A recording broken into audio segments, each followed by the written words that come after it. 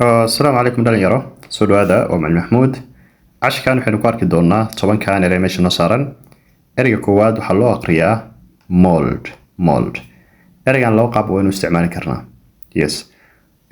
moldda koowaad haddaynu ficil ahaan u isticmaalno waa inaad dhoobo ama waxun soo qaadid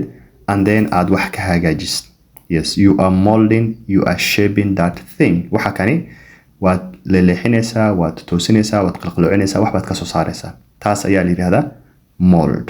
okay for example hardships in life molded me into a better person yani nolosha adkeeda soo martay waxay iga dhigtay qof wanaagsan yes mold waxa kale loo isticmaalaa hal waxa jirto ka dul baxda roodhiga hadduu muddo meel yaalo ama cuntada bariiska hadduu muddo meel yaalo waxa ka soo dul baxbaal yar oo yani fungi camal okay qofka hadii uu cuno uu ku xanuunsada taas iyadana mold waa la yiraahdaa okay mold yeast fungi dhamaantood waa isku qolo ereyga labaad monastery waxaa la yiraahdaa guri ay ku nool yihiin monks wadaadada yani diinta buddhistiga yes wadaadada diinta buddhistiga english waxaa la yiraahdaa monk guri ay ku nool yihiin baa jirto oo very humble life ah kuwaas baa la yiraahdaa monastery ereyga saddexaad monolingual waxaa la yiraahdaa qof ku hadla hal luqad mono waa hal lingual waa luqad qofka haduu laba luqadood ku hadlo bilingual baan dhahnaa bilingual hadii uu dhowr luqadood ku hadlo multilingual for example hada I consider myself as multilingual it means I speak English I speak Swahili I speak Somali and a bit of Arabic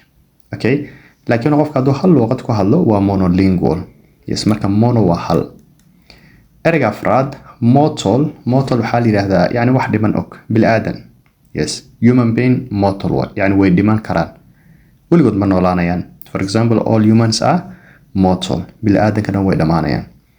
wax aanan dhimanaynin weligood joogayaan ilaahay camal waxaa la yiraahdaa immortal or eternal okay waa marka opposite bay ku yihiin mortal waa wax dhimanayo immortal waa wax aan weligood dhimanaynin ama wax weligood jooga yes eternal ilaahay camal ereyga shanaad moss waxaa la yiraahdaa yani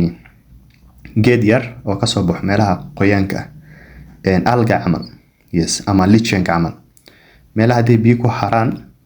geed yar baa ka soo baxo oo cagaar ah inta badan waa algaid camal okay multicultural ereyga lixaad multicultural waa dhowr dhaqan multiple cultures many cultures dhaqamo badan had for example Nairobi is multicultural dadyo fara badan dhaqamo badan baa isku yimid ereyga toddobaad multitude waa wax aad u weyn ama aad u badan bil aadan aad u tiro badan multitude for example a multitude gathered dad fara badan baa meesha isku yimaada crowd camal ama walxa fara badan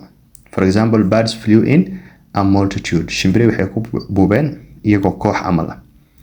ereyga sideedaad nope waa un adigoo leh no waa official waa formal language nope hadaa dhahdina waa informal marka waxay isku macno yihiin no laakiin waa informal for example hey are you ready nope weli maya yes maya un baad yiraahdaa numb waa kabaabyo saale lugta hadaad cabaar ku fadhidid way ku kabaabyoonaysaa waxaa leedahay my legs feel numb lugta ay kabaabyoonayso ereyga toddobaad ee ugu dambeeyo waa nursery waxaa la yiraahdaa yani iskuulka ilmaha yararka la geeyo inta aysan primary gaarin iskuul hal sano 2 sano ay dhigtaan waa un subaxii waa lagu ciyaarsiyaa nambaradii ABCD da la baraa galabkii waa la seexiyaa dan casarka waa la dareeriyaa iskuulada carruurta loogu talagalay marka waxaa la yiraahdaa nursery ashka intaas ay ku eegyahay I hope you have learned something until next time stay safe and God bless you bye bye